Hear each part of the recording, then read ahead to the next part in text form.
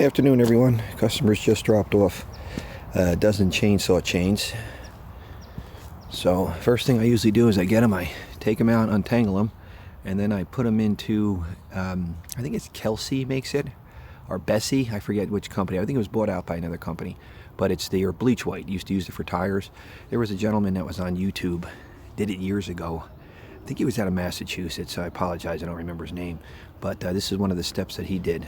So you can see, I don't know if it's picking up, but all the chains, I let them soak in there for at least, 2 to 6 hours, sometimes even overnight.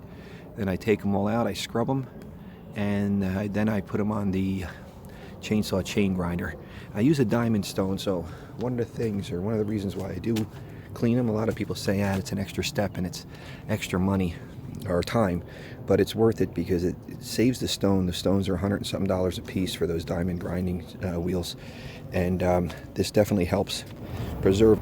So I was saying on the other video, and then it froze for some reason, but I put them in the bleach white to clean the chain, so all of the pitch and everything that's on the actual chains won't get on and gum up the grinding stones. There's a way of cleaning them too, but for the cost of them, it's worth preserving them.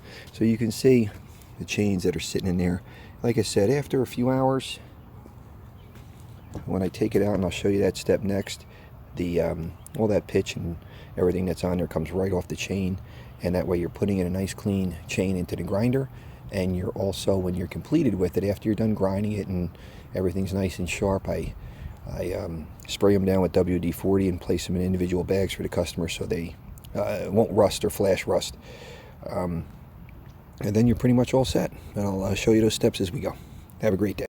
Good morning, everyone. It's kind of a miserable, rainy, drizzly, cool day here in western New Jersey. This is part 2, basically, of cleaning up the chainsaw chains.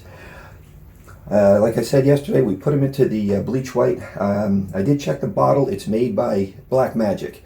It used to be, I think, Bessie's or Kelsey's, something like that, but Black Magic, who also makes the tire shine, purchased it out. Same exact components. It seems like it works exactly like the old stuff used to, so that's all fine and dandy.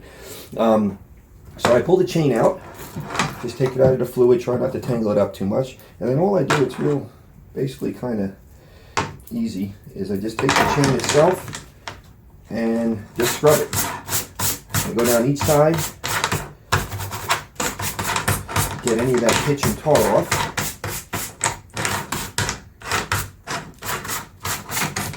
Flip it to the other side, do the same thing.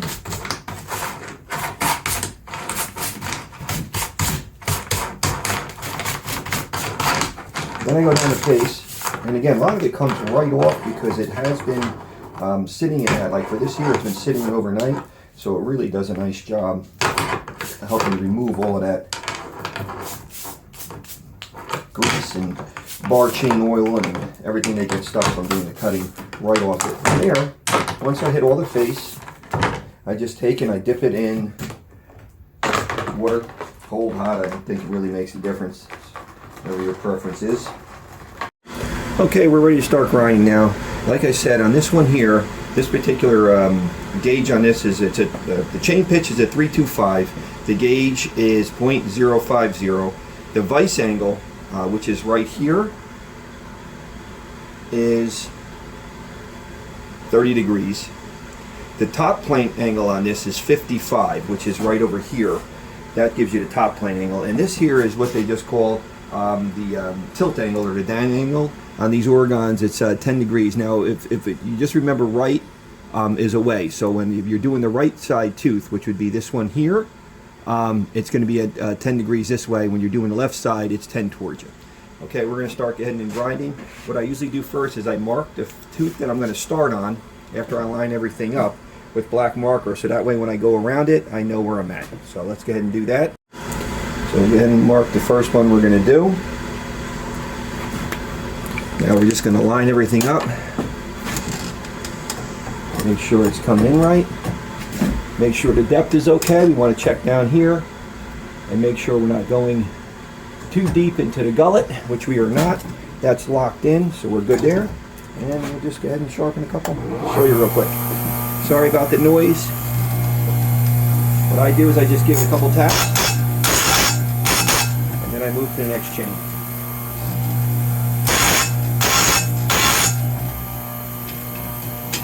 if you look right here, hopefully it'll show up on the camera. You can see if that's showing up or not. Maybe it won't, it might be too dark. I apologize if it's too dark.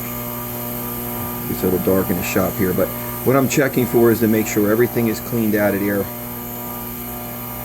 on the tooth, and that hit the gullet down there, didn't go too far where you're hitting the actual link, and then that should do it. Okay, the last step is I take the chains after they've all been sharpened and ground. I just grab the chain, place it into a Ziploc bag, spray some WD-40 in there, and I just move it around a little bit, and then from there I take each chain out individually, place it in a Ziploc bag like so, and then that way the customer knows when they're grabbing a new bag and everything is all set. And that's the process. I'm not saying it's the best process or even the worst process. I don't know. It just seemed like it worked for my my business here. The customers that I have are mostly homeowners and landscape professionals, and they seemed real happy with the process so far and the way they're coming out. I don't do any tree service guys. Most of them do it themselves. I'm sure, like I said, there's other ways to do it and probably better ways, but this has worked for us, so we'll just kind of dance with the one that brought you until I get something better or learn something new. Hope you guys have a great day, and thanks for watching.